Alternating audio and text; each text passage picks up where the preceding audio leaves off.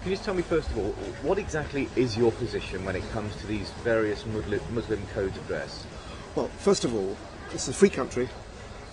I absolutely defend the right of Muslim women to wear the hijab, the headscarf, at all times, as they wish. On the veil, also I respect women's right to wear it, but I find it uncomfortable when I'm interviewing women who are wearing the veil. So with a female member of staff present, I now ask them if they wouldn't mind removing the veil so I can have a face-to-face conversation. Every case where I've asked, that has happened. But if they wish to keep the veil on, that's a matter for them.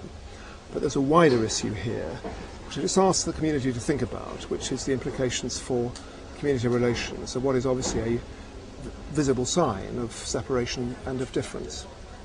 Some Muslims might say that simply asking is actually unacceptable. What would you say to that? Well, they may say that. No one has defended the rights of those of the Muslim faith to practice their faith in their own distinctive way more, I suggest, than have I. I've been a strong advocate of Muslim faith schools, and I'm totally unrepentant about that. But there are issues these days of parallel communities, of communities going separate ways, sliding past each other without communication.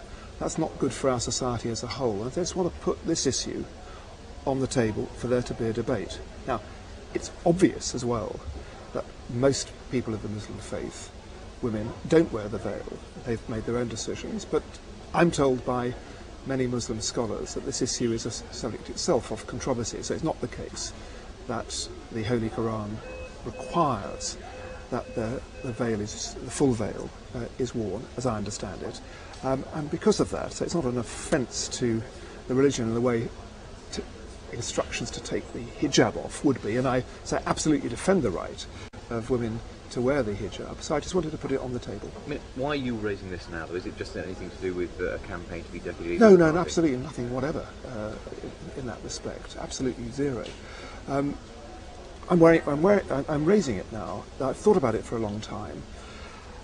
For a very long time. I've actually discussed it with people of the Muslim faith and others in my constituency over a very long period, and with others at a national level as well, so that my views will come as no surprise. What actually triggered this was a conversation I had last Friday in my constituency advice bureau with a Muslim lady who was wearing the veil. Actually, she was removing it almost before I got the words out. But as well as dealing with her problem, I then had quite an interesting conversation with her about why she decided to wear the veil, and it was a very straightforward conversation. It was a good conversation. But I write a weekly column for the Lancashire Telegraph, and so I thought, well, given that this is a fresh experience, I will write about it. I've been sort of thinking about it for quite some time. And let me say this, there's never a right time to raise issues like this. But I hope people think there's also not a wrong time as well, and I've tried to do it in a very measured and calm way, and one which shows respect to the Muslim religion. I mean, are you advocating, say, sort of Western Muslims who do wear the hijab but don't wear the veil?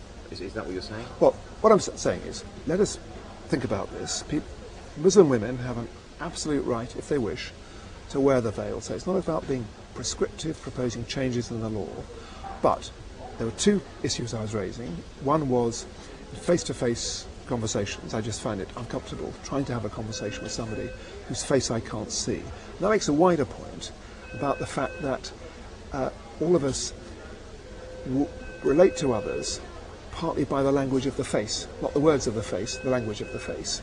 And so relationships, particularly between strangers, which is what helps to bind a community, are made more difficult if people's faces are covered, and I wanted to put that second issue on the table. But I mean, if their conscious decision is to remain separate, if you like, is that acceptable? Well, we live in a multicultural, multi-religious society, and we have to respect people's differences and decisions to go their separate ways. But everybody in society too has got a responsibility towards the cohesion of our society, and so I just wanted to put that on the table. We have actually made pretty good progress over the last 40 years, not by being prescriptive, not by banning the hijab, which, say, far from banning it, I celebrate the fact that Muslim women want to wear the hijab. Not by things like that, but by conversation. And I know this is a sensitive issue. It wasn't a sudden remark. I'd thought about it for a long time. But I believe that it's an issue worth discussing.